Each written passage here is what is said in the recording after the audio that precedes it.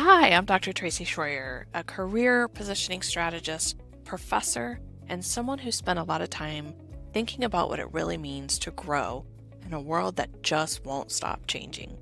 Welcome to the Technically Human podcast. This podcast is about navigating your career, your identity, and your next chapter in a world that's shaped by AI, technology, and constant change. Here, we're going to talk about real stuff. We're going to talk about career pivots, uncertainty, reinvention, and mostly how to stay grounded in who you are while everything around you evolves. Are you ready to go? Let's dive in.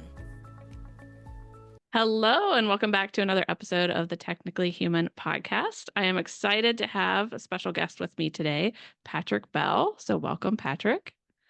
Thank you, Tracy. It's just a pleasure to be here with you. Thank you. Before we jump in and get started, I'm so excited about having this discussion with you today. I wanted to have an opportunity for you to introduce yourself, share a little bit more about yourself, and then we'll go from there. Great. The story's a bit complex, and I'll give you the Cliff Notes version or the Coles Notes version. I'm a Canadian, grew up mostly in Canada, except for a short stint of 3.5 years in Zimbabwe, which makes no sense at all. But my parents have a long history and grandparents and great grandparents in Southern Africa. So that kind of gave me the taste for travel when I was okay. This is actually a good story. So when I was 22, my parents were like, "What are you going to do with your life?" And I'm like, "I noticed that most people die within 2 years of retirement. They don't get to enjoy their life. So I'm going to retire now and I'll just work later." And they're like, "Oh, good luck with that, huh?" But it set me off on an adventure and around the world and doing different things and volunteer work and working. And I've now been to 55 countries. I've lived in Africa and Asia and Europe. So anyway, when I was 22, I moved to Austria. I met my wife from California, decided that I'd rather marry a California girl than go back and work in Canada. She put me through school and we did grad school together. And then we were deeply in debt. So we thought, let's go and teach English. And we went to Japan and we went for 1 year. We stayed for 12. Oh my gosh. Had 3 kids there, all made in Japan, high quality. And towards the end, I did my MBA from Regent University in Virginia. And then one of my profs was from Kenya. And he's like, "Hey, come on over. We have a safari company. Come and be our marketing director." And so, of course, you go from Japan to Kenya, as most people do, completely opposite culture.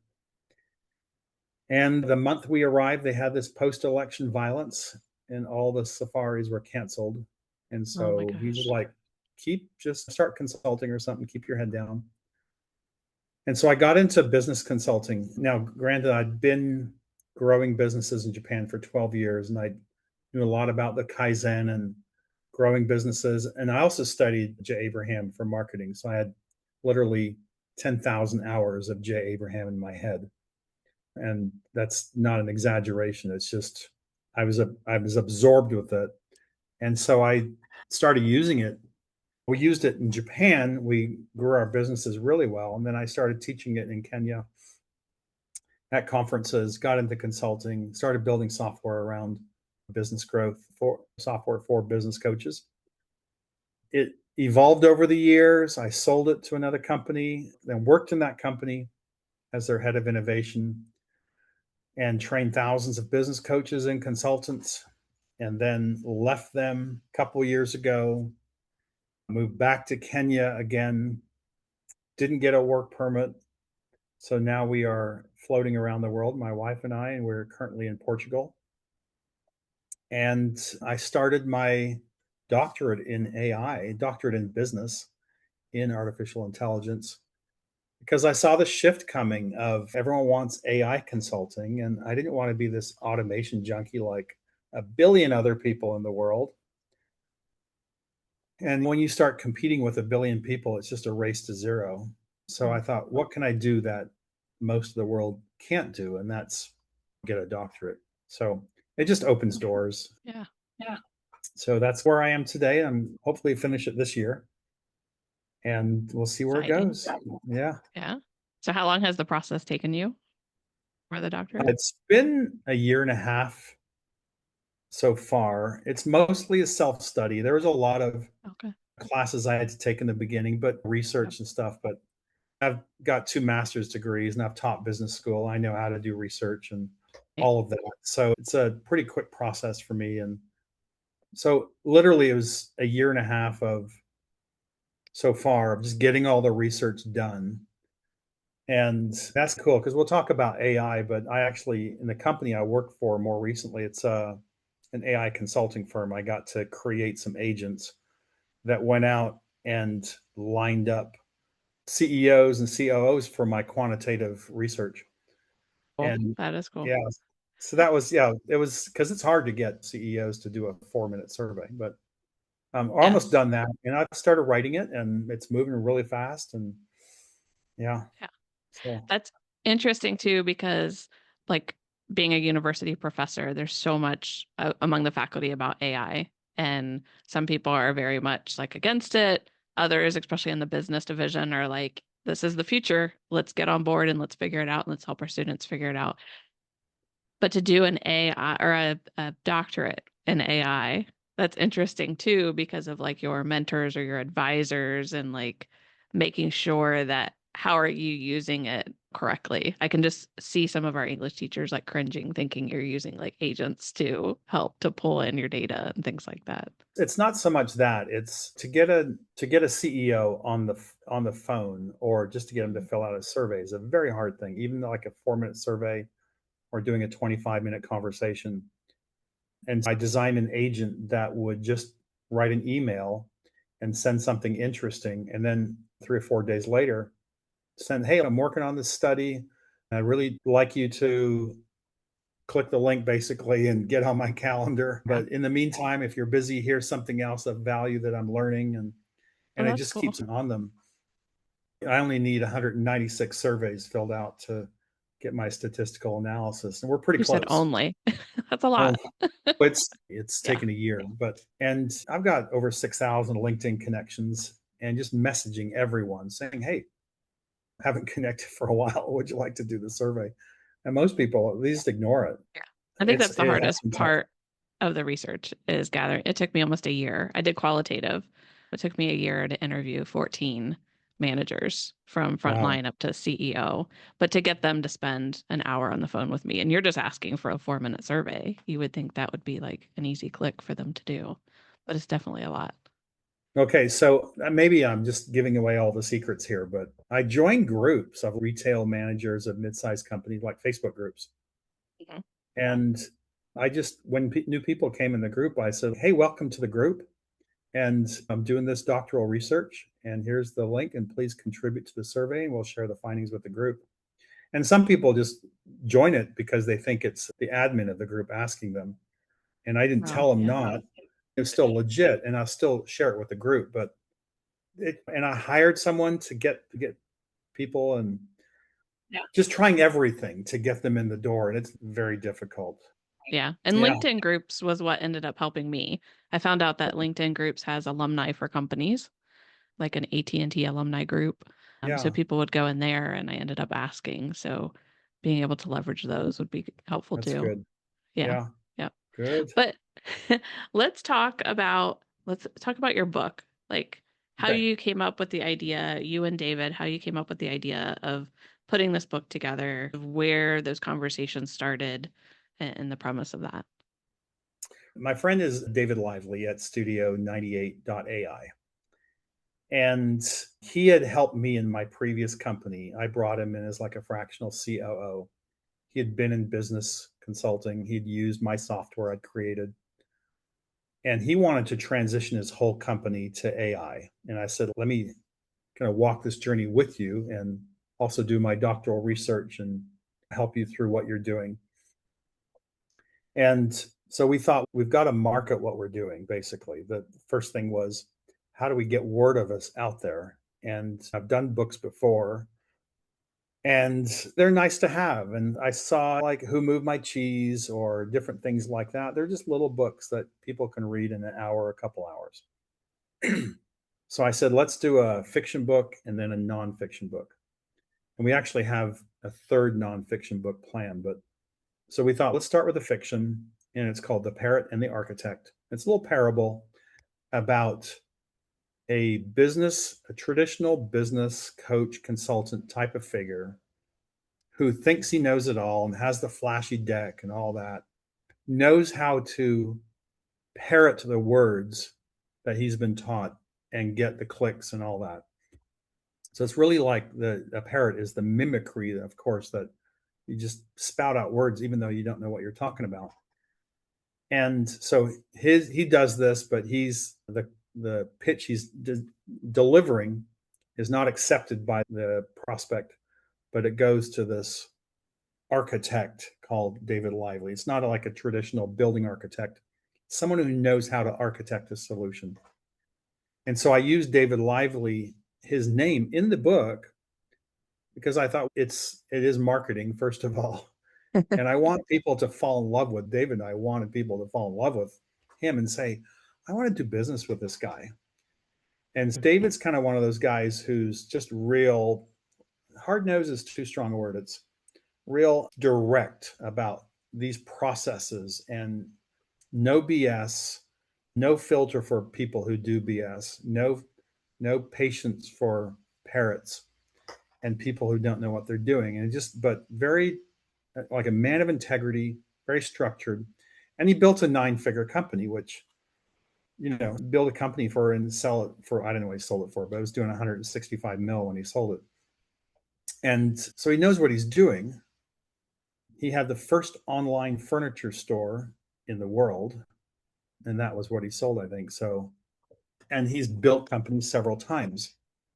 As he's transitioning his whole company to be an AI implementation and consulting company and software development and all that, I thought, let's just see what are the processes he goes through and to architect a solution for a client.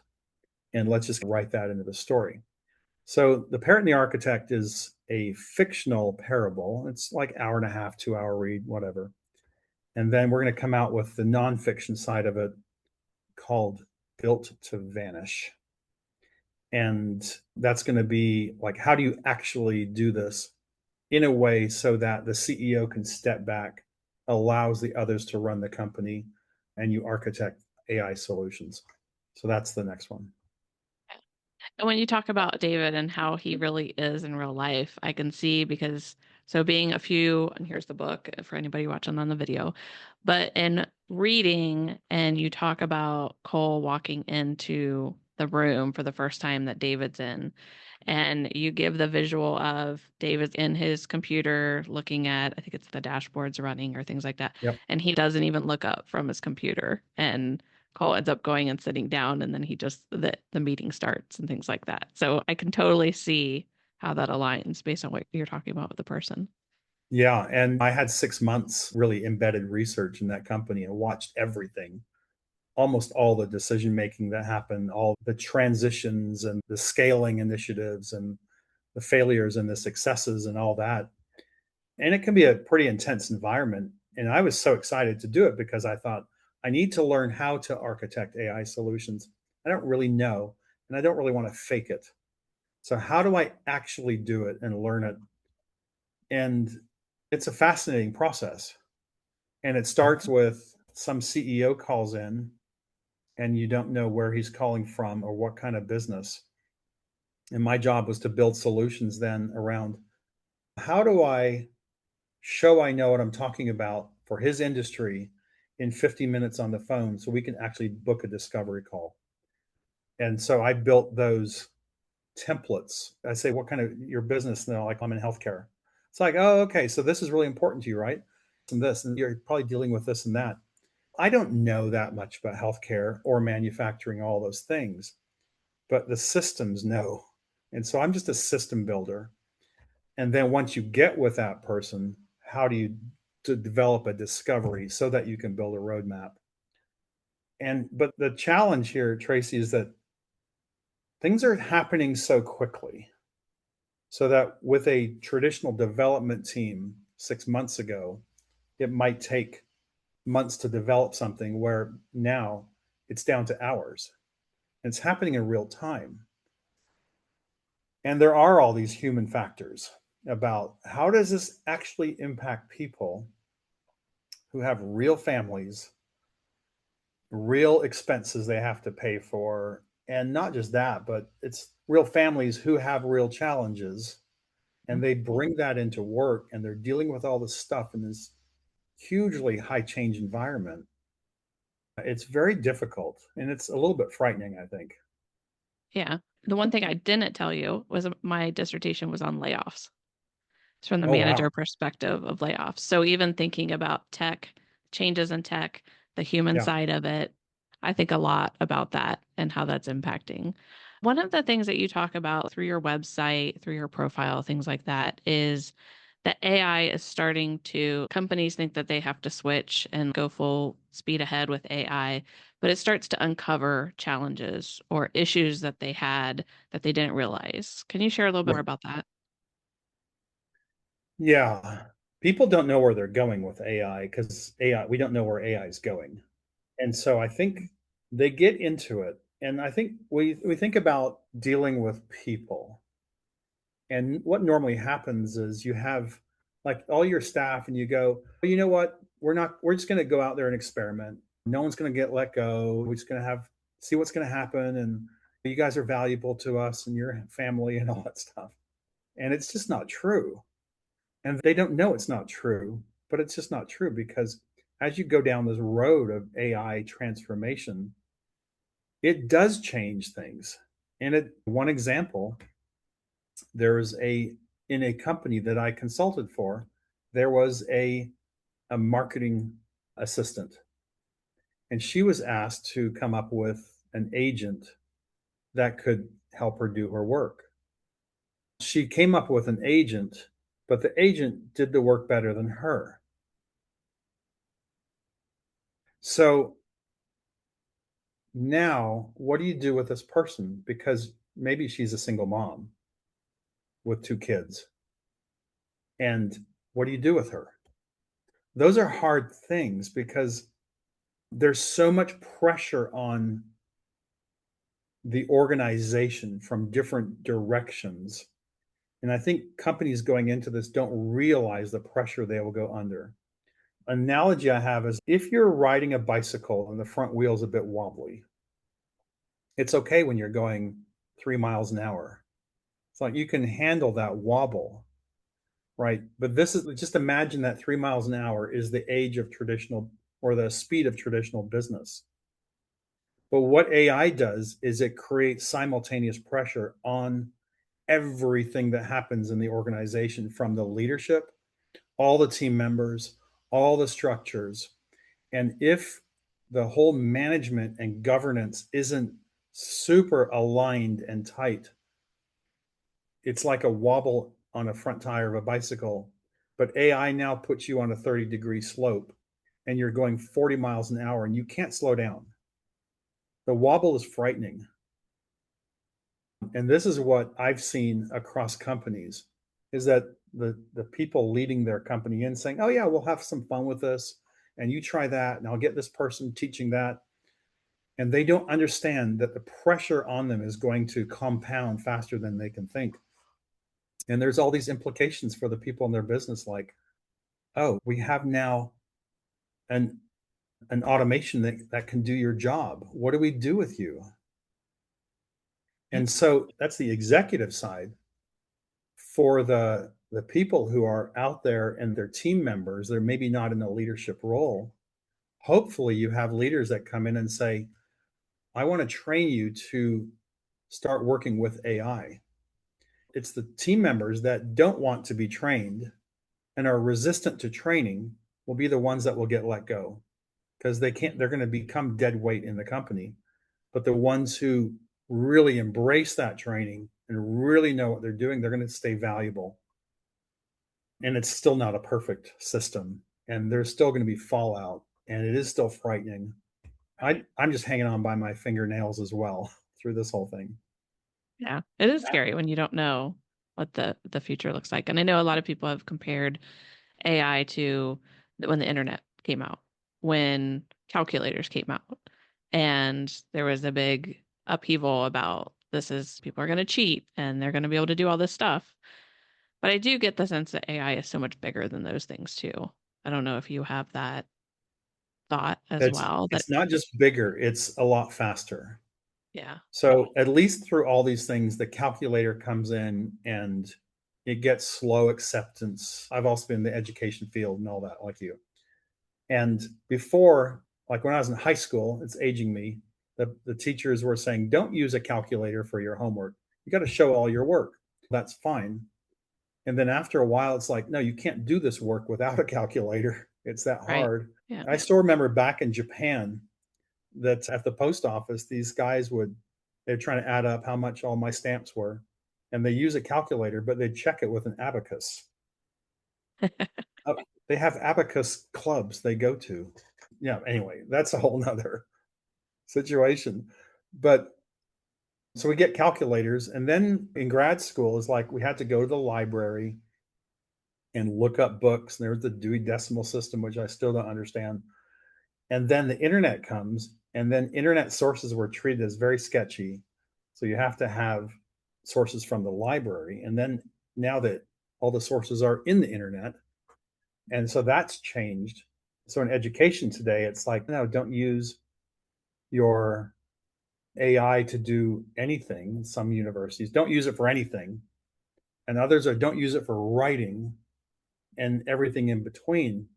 I was asked by a university to create a couple courses for them in AI. And the dean had said, hey, can you create a course on prompt engineering? It'd be really useful for students and our staff. I'm like, yeah, I'd like to. When does the course start?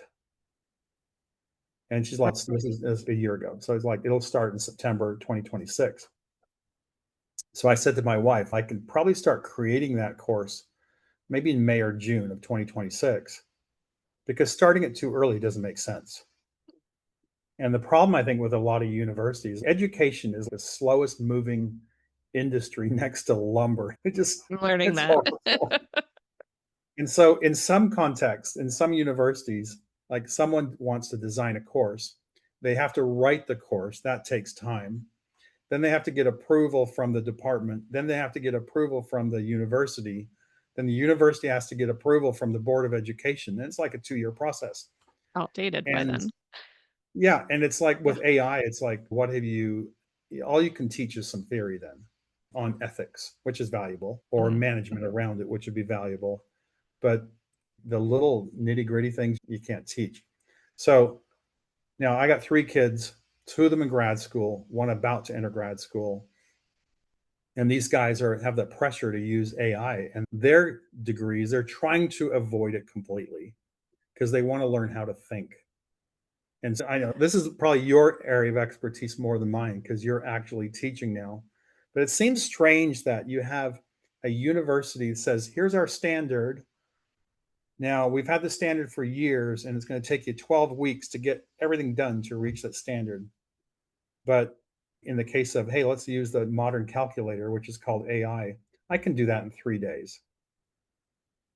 And so now, okay, if I do, I'm not learning all the content, but I can achieve that goal. So instead of saying don't use AI, why not raise the standard by a magnitude of 5 or 10? Think about, let's say I have a good IQ of 120, for example. And now all the information in the world, which can be known cheaply, is now at my fingertips. And I know it doesn't quite work this way, but it's like taking my IQ of 120 and saying now it's 200. I have this fantastic ability to think so much bigger with all this knowledge, but you're asking me just to achieve that same little standard. That was hard 3 years ago, but now is just, that's an easy thing to answer. Let's just get it done. Why not raise the standard by a magnitude of 10 and saying, go and solve this massive problem that no one's been able to do before? Use AI fully and just show us how you got there. But Yeah. universities move too slow to get there. High schools, of course, they can't do it. Yeah. So you have all these programs like Turnitin, checks right? I'd put my students' papers through there, and you could find a lot of plagiarism. And now it's the AI, and so now A lot of false positives too. Yeah. there's programs that go and say, okay, we can get past Turnitin, and it's like Yep. students and teachers are battling it out, and it's like, Yeah. cool. I That don't has know. been the interesting thing too is so in most of my classes, I think all of my classes, I let them use AI. I have boundaries around how they can use it, the pieces that they can, you can't just say, write me a 5-page leadership paper and, spit it Yeah. out like that. But I detail what they can do. And so I did have a student that came up and like turnitin.com and one of the other detectors came up really high. And I went back and I was like, I'm pretty sure that you did not use. And now Grammarly catches AI, Mm. some levels of Grammarly. And I said, show me your process. And I even have that built into my syllabus. It says you have to show me your draft and what do your chats look like, things like that. So he pulled it up and he showed me, and I'm like, you did exactly what I would have done. You didn't, this is not any kind of, false use of AI.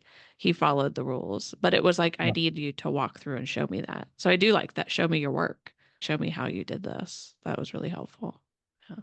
Yeah, like So, it could be like, hey, show me how you use ChatGPT or Claude or some agents to automate your research mhm, and whatever to go all the way through. And it can be more than just showing you the version history of your Word document, or because that is important. And yeah. you do have to have that. The way that people actually think is not copy and pasting a block of text. It's Yes. writing sloppily, and doing a dissertation is different than doing a 5-page paper in college Yeah. still, but And I it kind of often did over time. Yeah, I often think too, if AI was around or if like the Chat GPT, the Claude, the Gemini were around when I was writing my dissertation, how would I leverage that? And it makes me cringe a little bit because it makes me worry of would I try to depend on it too much? And I'm wondering too, like if we switch back into organizations, are you seeing leaders in organizations try to lean too heavily that AI is going to solve their problems? And that they're not going to have to step in that human side and do things that it's going to create so much efficiency that they're going to be fine. A little bit of both. I think Mm, the challenges that we have in business is, and now business is moving at a hyper speed. So the other, like I gave the analogy of the bicycle, but imagine if you're riding your bike on a flat ground at 3 miles an hour, your competitor is going at 3 miles an hour, and suddenly you hit that 30-degree slope. The wobble for both of you is almost uncontrollable, but you can't just stop and get off your bike and spend a couple of years getting everything in place, because they'll take off and they might actually succeed. So you have to keep going. And there's things in there, like there's just challenges every day in business, like how do I think about this faster? mm, How can I come up with a better solution quicker? Can I create a board of directors around me? If I'm in marketing and I go, I need Steve Jobs in there, I want Jay Abraham in there, I want Rich Schefrin in there, I want Alex Hormozy in there, and I want them to all give me advice, but I want them to debate with each other as well why their advice is better and come to a conclusion, so I get unified advice to get. So let's just get that thinking out there. My ability to think goes a lot faster. And now, do I trust my own judgment that my thinking that I've had over whatever, I'm 61 now, over the last 30 years of marketing is better than their advice? And so I want to bring the human factor in, but I also see what they've done. I'm like, oh, this is beautiful. And when you think about the knowledge of the world, I'll just bring it down to marketing because this has been my business growth, has been my domain for so long. You've got so many ways to grow a business, from all the advertising and all of social media and social media advertising. And then you go to all the joint ventures and multiple referral systems and building your USP and like this. Think of 20 different ways to grow. And if I spent all my life in one little area, I could only become a master in one area, maybe social media, but more mm, likely it's being around Facebook or something. it takes a decade or decades to become a broader master. But when you have someone saying, have you thought about barter and triangulation of barter? Or when you think about your USP, like what do you say to your prospect that makes them say, I'd be an idiot not to do business with you? And how do you articulate that through all your marketing efforts? And people go, I haven't even thought of that. We can't keep up with what AI can do.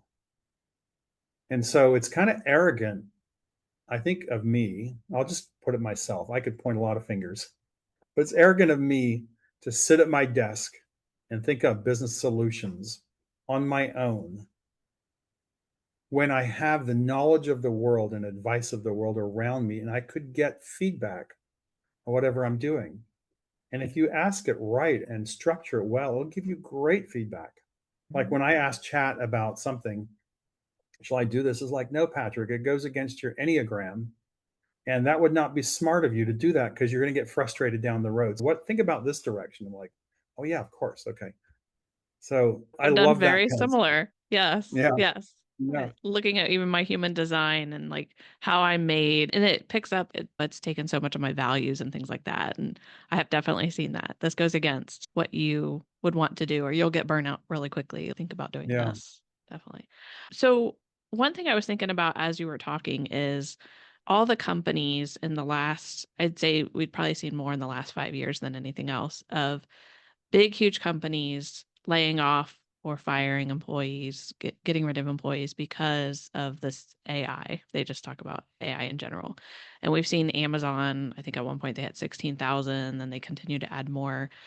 And then we've slowly started to see some of these companies also retract and say, oh, wait, we need you to come back. Any Hmm. thoughts on that of the companies that are making these big stances to get rid of these people, and then what might be happening on the inside to say we were wrong? They're not publicly going to say they're wrong, but to start to pull back people. I have two thoughts around it. I'm not really an expert in this area, but it's because it's a high change environment. What's true today may be a bad idea next week or not, because maybe the competition has made a move or your company has made a move. And so it might not be viable the next week. You have to change things around. I've also seen AI pilots that go out and they look good initially, but because they continue to break and the developers can't understand why the solution breaks because it's not in a smaller a mid-sized company, you don't know why things are happening, so you have to pull back a scale. It's like, let's go back and do it this way. So it's just one perspective. It's, sorry, it doesn't add too much more, but if I look at from the employee perspective, I think a lot of things are very precarious, and we have all this confidence as we move up the ladder in the company. And I just think how we treat people on the way up the ladder is really important, because when we come down the ladder, they're going to be Mm. treating us maybe similar to how we treated them. And it's just really just reminding ourselves that we're surrounded by a lot of people with very human problems and challenges. If we're leaders in a company, how would I think about my team members who are under my care or guidance or protection? And how should I treat them in a way that if the roles were reversed, that's how I would want my boss to treat me? And these bigger companies, I think a lot of them have lost their soul. Oh, I just get an email like, don't come into work, you're fired. And we'll have a box for you of your whatever stuff at the end of the day. And they don't even tell you why. That's the one side of it. I've seen David Lively, again, from the Parrot and the Architect, who he's like saying to people, I have to let you go, but I'm going to help bear some of that cost. And I'm going to go through my network and find you another role in another company that suits your skills better. And he's done that across multiple people, and it's beautiful to watch. I think we can look at it from two sides and then realize if you do let go, keep your skills up, because you might be coming back in the next week or the next month. And so when you are let go, Don't burn the bridges. Don't burn the bridge, even if Yeah. you're let go in a very poor way. Mhm. End well, go around and just say, I really enjoy working here. Thank you for the opportunity. If I can serve you well in the future, please call me. Shake hands, whatever it takes, just to end well. That's really important. Just remember we're humans. The people letting you Right. go have to make tough decisions. It's harder for them often, I think. Yeah, definitely. So one of the things I was thinking about before we get closer to wrapping up is, and as I was reading the book, and the scene that it really starts out in is Cole is giving a presentation, being serving as that parrot or that mimic. And as we're recording this, I have friends that are at a big, huge conference.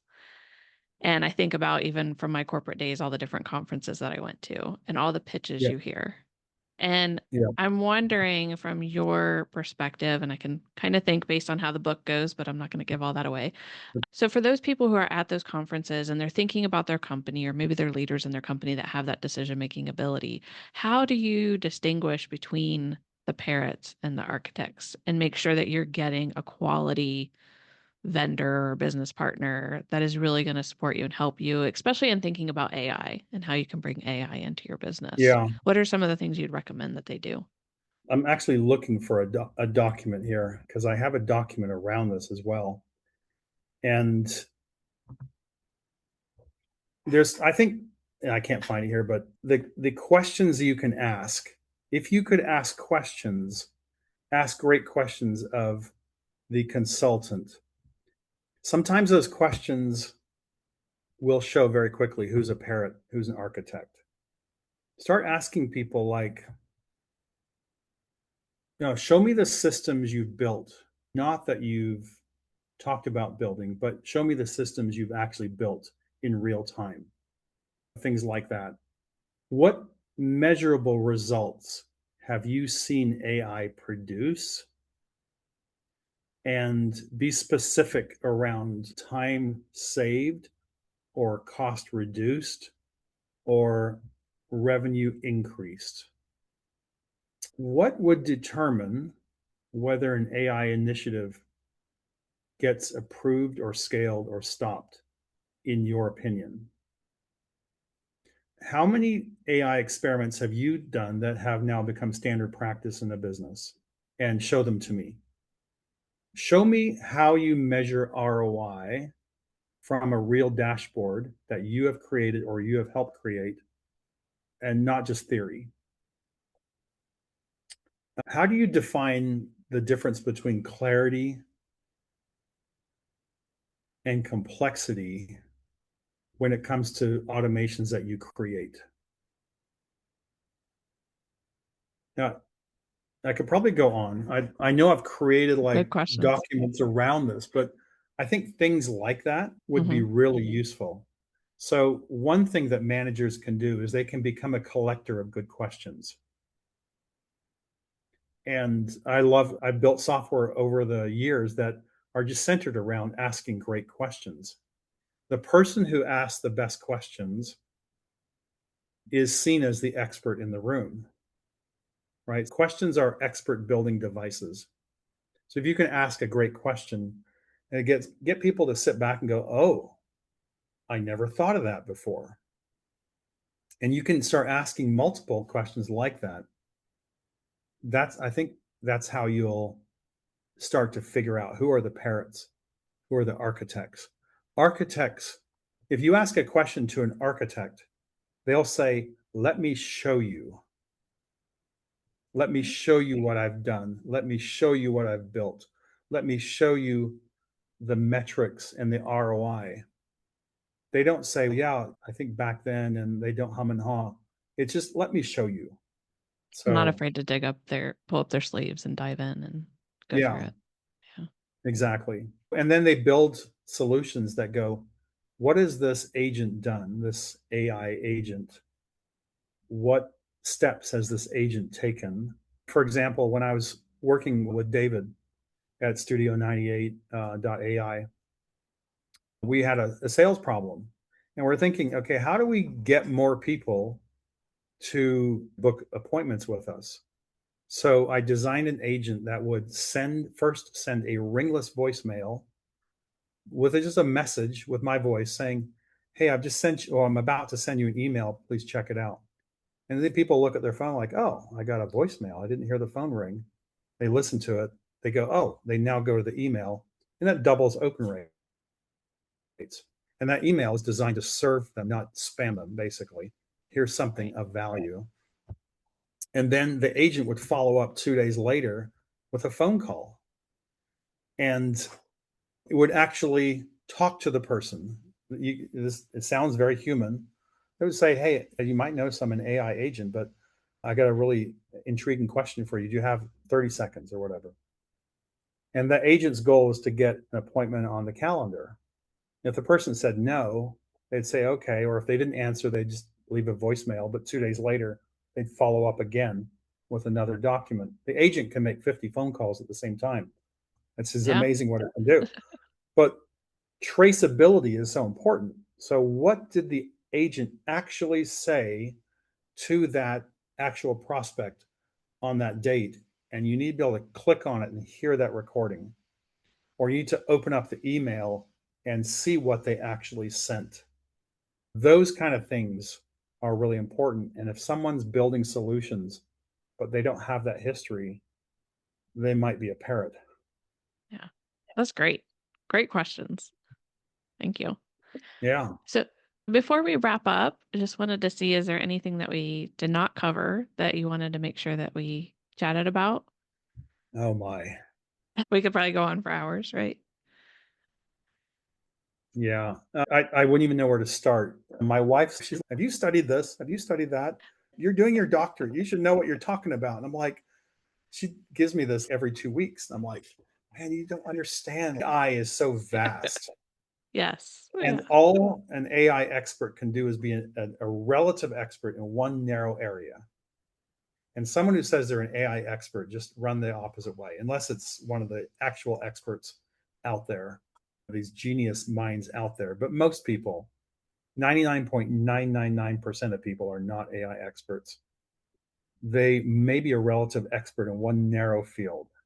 So mine will be, what are the ideal living transformation frameworks for mid-size companies, especially retail and e-commerce companies, and how do we know it and what lessons can we learn from that? But if you ask me about tools, I don't know. My wife's like, "Don't you know this?" I'm like, "I can't keep up." You can't keep up with everything. All you can do is dive deep into one area. Yeah, I even talked recently with some of our computer science professors, and I told them about, I mentioned 3 or 4 different tools that I was using, and they're like, "I've never heard of that one." And then the other professor was like, there's 50 to 100 that do that same kind of thing, if not more." He's like, "We're not going to know all of them." Yeah. So that kind of I thing. think Yeah. for most companies, the AI whole transformation, it's not a tool problem. It's not a Hmm. technology problem. It's actually good news. It's a management problem and it's a governance problem. And you have to build the management and the governance around it to even start AI, or else it becomes a grand mess of chaos very quickly. And I would encourage managers, leaders getting into AI to look at the governance. Is their governance of their company really tight? Is it really tight? And it can be as simple as, this is something David Lively taught me. When I had my other company, I built a software company, and he came in and helping in operations, and he's, "Okay, where's your job description?" And I show him my job description, or job description of one of the team members. And he goes, "Where's the authority in this? What's their authority to do or whatever? If they do this, do you get upset or not upset?" So I asked him to explain it. And he goes, "Every job description should have a number. Every element in the job description should have a number attached to it. And number one would be, before you do that, please ask permission and get feedback. And number two is, you don't have to ask permission. You need to go and do it. But when you are done, you need to report what you've done. And number three is, you don't have to ask permission and you don't have to report it. You are just expected to do it." And so a job description might have 20 things in there and everyone is assigned to 1, 2, or 3. And so there's no confusion in that person's role.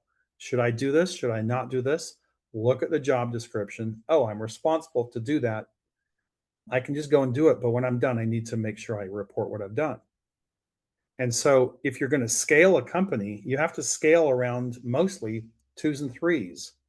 You can't keep asking permission for everything. And so that's the team member side. The manager side is if someone does something, you can't get mad at them if that was their job. Why didn't you ask? I didn't have to ask. It's all about authority and structure and all that. So these kind of controls you have to have in your business so people know what to expect, know what's going to happen, or else these are basic management things. And that's, I think, good news for people. It's not a technology problem. It's mostly management. That would provide so much more clarity too for the employee and for the manager if they knew those things. Yep. All right. So let's go ahead and wrap up. It's been so good to talk with you, Patrick. Thank you for coming on the podcast. Yeah, such a pleasure. Thank you. Yeah. And if anyone wants to connect with you, where would you recommend that they do that? Thank you. They can go to my website. It's aitransformationpartner.com. In the footer, you'll see an email or you'll see a LinkedIn little icon. So connect me on LinkedIn or shoot me an email. I'm very accessible. I'm always happy to have that first conversation at least and see if there's something to continue talking about. But yeah, I love to connect with people. So thank you. Awesome. Thank you. Everyone, thank you for listening, and we will catch you on the next episode. Thanks again for listening to the Technically Human podcast. If you are navigating a career shift or you're just feeling like something needs to change, remember you do not have to figure it out alone. You can find tools, strategy, and support inside the Compass. Learn more at www.careercompas.usa.com. And if this episode helped you in any way, sharing it with someone else might help them too. I'll see you in the next episode.